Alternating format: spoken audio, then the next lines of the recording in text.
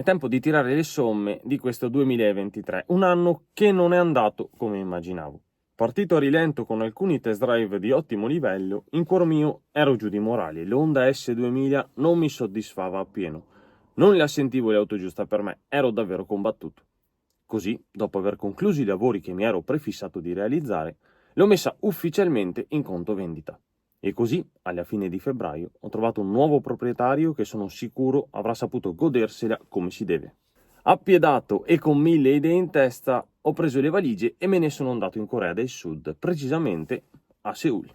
È stato un viaggio illuminante, immerso in una cultura sottovalutata che andrebbe invece abbracciata. Anche là ovviamente ho girovagato alla ricerca di vetture che puntualmente ho trovato in grande quantità e di assoluta qualità. Hanno una cultura automobilistica diversa dalla nostra. Da una parte è vista come un mezzo di trasporto, quindi c'è pienissimo di Hyundai e Kia, anche di modelli mai apparsi in Europa o brand derivati dalla casa madre come Genesis. Dall'altra apprezzano l'esotico e nello specifico l'artigianalità dei marchi italiani. Non è facile trovare un appassionato per strada, quando succede è per loro un evento di condivisione eccezionale. Lo testimonia lo slancio con il quale il proprietario della Huracan Evo RVD Spider mi ha dato carta bianca per riprendere la sua supercar. Come dicevo, quando ci si ritrova è festa grande.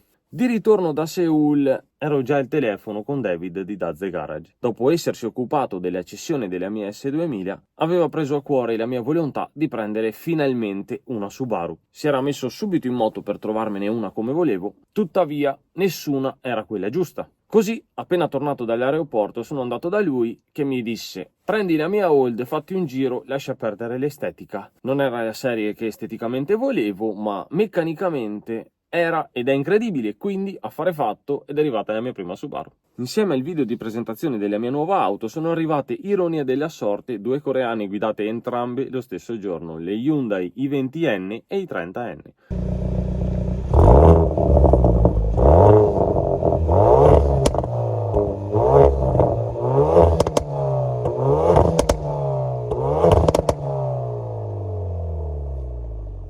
Sono auto divertenti con allestimenti impressionanti, vanno forte e costano il giusto, bellissime.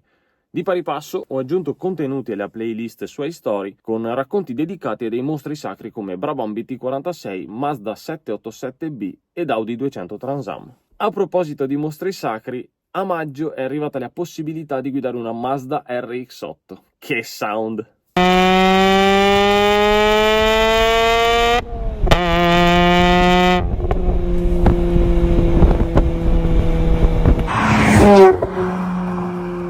È stata la mia prima volta con un rotativo, propulsore particolare, delicato sotto certi aspetti, ma parecchio divertente nonostante le aspirazioni naturali. Mi ha lasciato con la curiosità di provarlo sovralimentato e prima o poi dovrò levarmela, magari con l'RX7, chissà. Giunti a metà del 2023 era tempo del 19° raduno Città di Cavarzere organizzato dal Motoring Classic Club. L'anno scorso c'ero stato come spettatore, questa volta ho potuto partecipare al raduno organizzato per il 30ennale della Subaru Impreza. Che figata, una marea blu e non solo, veramente una bellissima giornata in compagnia di tanti amici.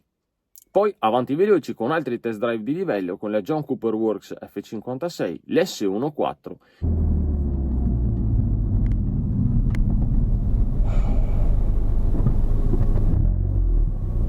e una 328i preparata per le competizioni drift, la prima vera auto da corsa. Sì, povero. Sei. Qua giusto? La mina lei, boh, è già a posto, se no gli a fare il mezzo giro per cansarle. Qua giusto? Sì. Ok.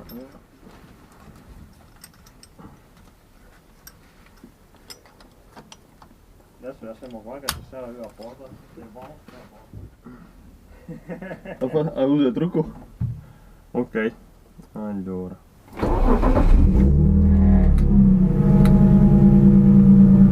Tra un Pure Sound e l'altro, la playlist in questione compie giusto un anno con ottimi numeri. È arrivato un altro evento organizzato dagli amici di Extreme Corse, un mix tra una gymkhana e il drift, arrivato alla sua quarta edizione. Tante belle auto, tante gomme bruciate e tanta sana ignoranza. E a proposito di ignoranza, compie un anno anche la playlist dedicata agli shorts, i video brevi in formato verticale. Devo ammettere che sono stati una trovata geniale da parte di YouTube. Permettono ai creator di esprimersi in maniera più immediata con un ampio pubblico a disposizione. Dopo poco meno di un anno ho avuto un'impennata di iscritti anche grazie a loro. Al di là dei numeri, veniamo alle emozioni, è arrivata la nostra prima auto d'epoca. Un Alfa Romeo Giulia Sprint GT del 66. È stato un test drive diverso dal solito, in una cornice perfetta per questa meraviglia conservata nel tempo in maniera impeccabile. È stato bello anche perché quest'anno ho dovuto rinunciare ad Auto e Moto d'Epoca, evento al quale partecipavo da ormai 5 anni, trasferitosi a Bologna Fiere. Non sono riuscito ad andarci, almeno con la Giulia siamo rimasti a tema. Torniamo ai giorni nostri, sono arrivate delle vere e proprie armi da guerra. Abbiamo aperto ottobre con l'Audi A340 TFSI Stage 3, proseguito con l'A45 MGS e l'RS3 Sportback 8Y, dei missili.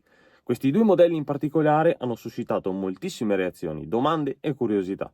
Sono due bestie, ognuno ha le sue preferenze, io nel dubbio le amo entrambe, ma la Mercedes un po' di più, mi ha coinvolto particolarmente. Che roba! Mentre arrivava la fine di questo 2023 ho riportato contenuti sull'edicola, playlist dedicata alle novità dal mondo dell'automotive. Le avevo messe in pausa da circa un annetto, poiché le novità onestamente non mi piacevano più e non riuscivo a raccontarle con il giusto trasporto. Così ho lasciato passare del tempo ed ora porterò i contenuti che mi rappresentano di più, quindi le restomo, delle elaborazioni, insomma roba principalmente vecchio stampo che sento più vicina al mio essere. Sono sicuro che ti piacerà, alla fine se mi segui e anche perché ti ritrovi in quello che faccio. Ed eccoci arrivati alle ultime battute con due test drive degni di nota. Il ritorno dell'Apollo GTI dopo aver iniziato di fatto le prove con la 6C ed il ritorno da CBM Garage per un'altra prova con l'auto personale di Christian. La sua C43 MG è stata davvero divertente, ci è voluto un po' per far coincidere i nostri impegni, ma alla fine ce l'abbiamo fatta. È tempo di ringraziamenti. Un grazie a tutti i proprietari che si sono fidati di noi affidandoci le loro splendide vetture. Siamo giunti a 99 test drive.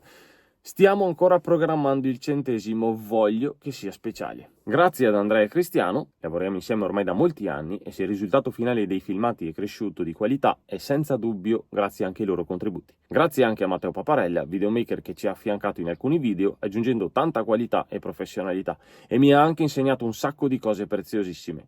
Infine, grazie a te e a tutti voi.